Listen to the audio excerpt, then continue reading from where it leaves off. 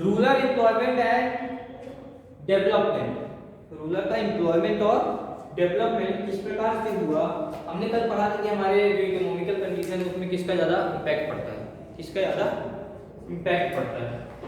अब इसके बाद हम लोग आज ये बात करते हैं कि जो national rural employment guarantee scheme है ये क्या चीज है। सबसे पहले 100 दिन का एम्प्लॉयमेंट मिलता है इसमें। ये जो स्कीम लाई गई इस स्कीम में क्या था, 100 दिन का एम्प्लॉयमेंट किया जाता है। साल में 365 दिन होते हैं तो आपको 100 डेज का एम्प्लॉयमेंट मिलेगा। दूसरा क्या था, एक परमानेंट रूरल एरिया में एसेट बनाया गया एम्प्लॉयमेंट के लिए। इसकी कैरेक्टरिस्टिक्स क्या थी, availability of employment under the scheme is based on the principle of first come first serve. इसकी अवेलेबिलिटी क्या थी, पहले आओ पहले पाओ। स्कीम का मेन मोटिव क्या था, पहले आओ और पहले पाओ। Employment is given on the works which are already going on this area. Employment कहां दिया जाता था, जैसे कोई काम चल रहा है तो वहीं पे उनको रोजगार दिया जाता है, 100 दिन तक आप काम करोगे। कहीं रोडें बन रही है, कोई बिल्डिंग्स बन रही है, कहीं कोई काम हो रहा है तो इन कामों में उनको एम्प्लॉयमेंट दिया जाता था।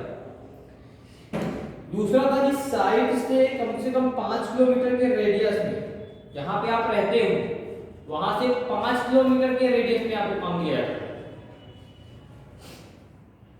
फिर और सारे आपको क्या देखिए कि वुमेन्स को भी प्रेफरेंस दी गई, इसमें केवल मेल्स को प्रेफरेंस नहीं दी गई, वुमेन्स को भी प्रेफरेंस दी गई। मींस वुमेन्स भी यहाँ पे काम करती थी। तो बहुत सारे प्रोविजन निकाले गए हैं। इस कानून में ट्रांसपेरेंसी रखा गया, पीपल्स का पार्टिसिपेशन हुआ और सुपरवाइज भी इनको किया जाता था। सुपरवाइज का मतलब क्या था, ये क्या काम करते हैं, कैसे काम करते हैं, इन सब की देखरेख भी होती थी। Main features of implementation of the scheme, इस स्कीम के इंप्लीमेंटेशन के मेन फीचर्स क्या थे, प्रोसीजर टू प्रोक्योर वर्क। अब इसमें क्या क्या नेसेसरी क्या था, the family should be local residents of the gram panchayat. इसको जब इंप्लीमेंट किया गया उसमें कुछ नियम कानून बनाए गए, किसी को काम कैसे दिया जाएगा। जिसको काम दिया जाता था उसकी फैमिली क्या थी, उसी ग्राम पंचायत की लोकल रेजिडेंट्स हो। The family should be registered in local ग्राम पंचायत, और लोकल ग्राम पंचायत में फैमिली रजिस्टर्ड भी हो। The family should obtain a job card from the ग्राम पंचायत, और ग्राम पंचायत से जॉब कार्ड भी उसके पास होना चाहिए। The family should apply for work as unskilled worker on the basis of job card। Job card में क्या था, उसको जो वर्क था अप्लाई करना था जॉब के लिए तो अनस्किल्ड वर्कर के करना था। Family should be ready to work as unskilled labour, और लेबर के फॉर्म में फैमिली रेडी होनी चाहिए कि वर्क कर पाएगी। ये ना समझे कि कोई अधिकारी बना दिया जाएगा, लेबर ही रहोगे। अब जॉब कार्ड क्या था, यहाँ पे एक बार आया जॉब कार्ड। जॉब कार्ड था क्या, a job card is issued to registered families in which all the information relating to the family is given. The job card is valid for 5 years from the date of issue। Job card क्या था, ये सभी registered families को दिया जाता था। Job card की validity क्या थी, 5 साल की। जब से वो इशू किया गया उससे 5 साल तक वो वैलिड रहेगा। उसके बाद उसको फिर एक्सपायरी के 1 महीने के बाद, एक्सपायर होने के 1 महीने तक उसको आप रिन्यू करवा सकते थे। The job card is issued on the basis of BPL survey. The gram panchayat is competent to make any change in the job card।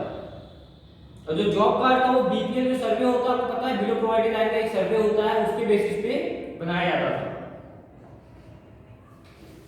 If the card is lost or mutilated, a new card may be obtained on the payment of prescribed fees। अब कोई card मान लो गुम जाता है तो आपको उसके लिए कुछ फीस देनी होती थी और नया कार्ड आपका बनता था। Facilities provided on the work site, तो वर्क साइट पर जहां काम होते थे वहां पे क्या-क्या फैसिलिटीज मिलती थी, safe drinking water and shelter for rest, पानी मिलता था और रहने के लिए जो रेस्ट करने के लिए कुछ शेल्टर दिए जाते थे। First aid facilities and medicine in case of injury, accident और सिकनेस। अब कोई बीमार हो जाए, एक्सीडेंट हो जाए, किसी को चोट लग जाए तो फर्स्ट एड फैसिलिटी भी दी जाती थी। If there are 5 or more children below 6 years of age with the working woman, a separate woman worker shall be entrusted the job for looking after such children। अब मान लो किसी women के जो वहाँ काम करती है उसके 5 या 5 से अधिक चिल्ड्रन है, 6 साल के नीचे के, तो क्या किया जा रहा था, एक दूसरी सेपरेट वुमेन वहाँ पे इंटरेस्ट रखती थी जो जॉब के लिए ढूंढ रही, उसको दिया जाता था job. If a worker is injured during the work, necessary facility for treatment and in case of physical disability or death during the work compensation। इसमें अब मान लो किसी की काम करते समय डेथ हो जाए या इंजर्ड हो जाए, कोई हाथ चला जाए, इंजर्ड हो जाए, डिसेबल हो जाए, तो उसको कुछ कंपनसेशन दिया जाता था, कुछ भुगतान उसको किया जाता था। अनएम्प्लॉयमेंट अलाउंस क्या है? अब हम मान लेते हैं if a person doesn't get work within 15 days from the date of application, अगर जिस दिन उसने एप्लीकेशन दिया उसके 15 दिन तक कोई काम नहीं मिलता है किसी को, he she is entitled to unemployment allowance, तो उसे unemployment allowance दिया जाएगा।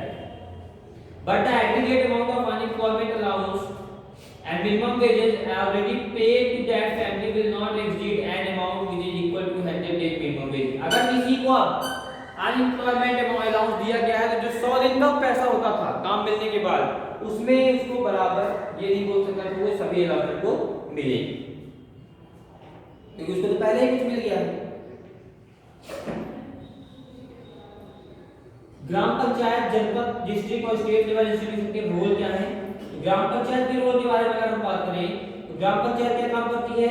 फैमिलीज का रजिस्ट्रेशन करती है, जॉब कार्ड देती है फैमिलीज को, और एम्प्लॉयमेंट के लिए जो एप्लीकेशन आता है वो भी एक्सेप्ट करती है, फिर उनको इंफॉर्मेशन देती है कि कहाँ पे वर्क अवेलेबल है। ग्राम सभा में जो डिसीजंस लिए जाते हैं वर्क के लिए, उसको प्रपोजल भी प्रिपेयर करती है, बनाती है। भाई ग्राम सभा में कोई वर्क होना है कि नहीं होना, उन सभी को प्रिपरेशन भी करनी होती है, वे कौन सा वर्क होना है, कौन सा नहीं होना है, उन सब के डिसीजन कौन करेगा? ग्राम पंचायत ही करेगी। कितने इंजीनियर्स चाहिए, कितने वर्कर्स चाहिए, सबका भी एस्टिमेशन होता है, तो ये सारे मैनेजमेंट कौन करता था? ग्राम पंचायत करती थी। फिर किसी काम को स्टार्ट कराना है, उसको अप्रूव कराना पड़ता था किसके द्वारा? प्रोग्राम ऑफिसर के द्वारा या चीफ एग्जीक्यूटिव ऑफिसर के द्वारा। जो जनपद पंचायत में प्रोग्राम ऑफिसर होता है या चीफ एग्जीक्यूटिव ऑफिसर होता है, उसके द्वारा उसको अप्रूव भी कराना होता था। अब हम लोग अगर बात करें तो जो जनपद पंचायत है और जिला पंचायत है, ये किस में काम करते हैं? ये फॉर्मुलेशंस पे काम करते हैं और इंप्लीमेंटेशन पे काम करते हैं। मींस कैसे काम होना है और क्या काम होता है उसको अप्लाई करते थे, इंप्लीमेंट करते थे। क्या काम करते थे? वो इंप्लीमेंट करते थे। दूसरा जो पंचायत होती थी वो सुपरविजन का काम करती थी, देखरेख का काम करती थी। और जो डिस्ट्रिक्ट का कलेक्टर होता है उन सभी चीजों का रिकॉर्ड रखता है कि कहाँ पे क्या काम हो रहा है, कितने लोग काम कर रहे हैं, कितना पैसा जा रहा है, कितना खर्चा हो रहा है, सब कुछ का मेंटेनेंस कौन करता है? District collector.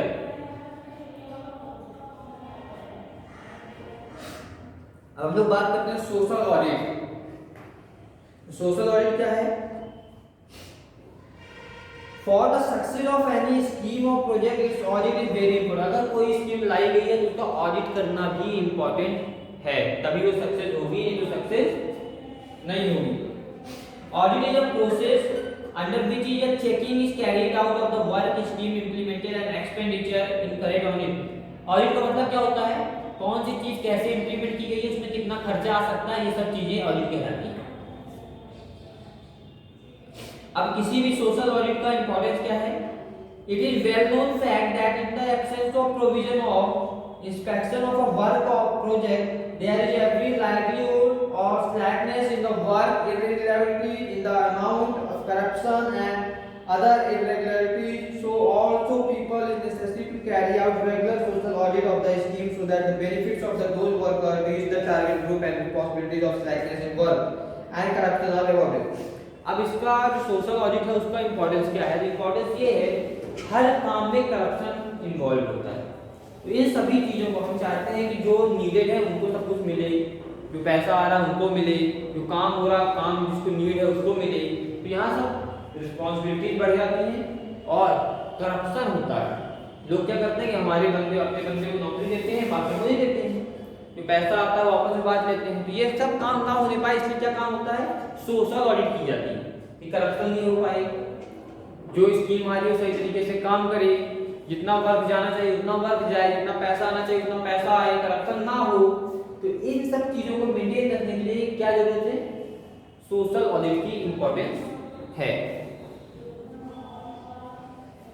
सोशल ऑडिट में होता क्या क्या है, ट्रांसपेरेंसी होती है, ट्रांसपेरेंट होता है स्कीम की, ट्रांसपेरेंसी होती है कि स्कीम के बारे में कोई भी जांच कर सकता है, देख सकता है कि क्या हो रहा है। जो अब इसमें क्या है, जो कॉमन लोग का पार्टिसिपेशन होता है, इसका पार्टिसिपेशन होता है कॉमन पीपल्स का। फिर रिस्पॉन्सिबिलिटी की रियलाइजेशन में हेल्प करती है, रिस्पॉन्सिबिलिटीज की रियलाइजेशन में हेल्प करती है कि ये बताती है कि किसकी क्या रिस्पॉन्सिबिलिटी है, उसमें मदद करती है। फिर लोगों को अवेयर करती है, वो अपने राइट्स के बारे में जान पाए, लोगों को अवेयर किया जाता है वो अपने राइट्स के बारे में जान पाए।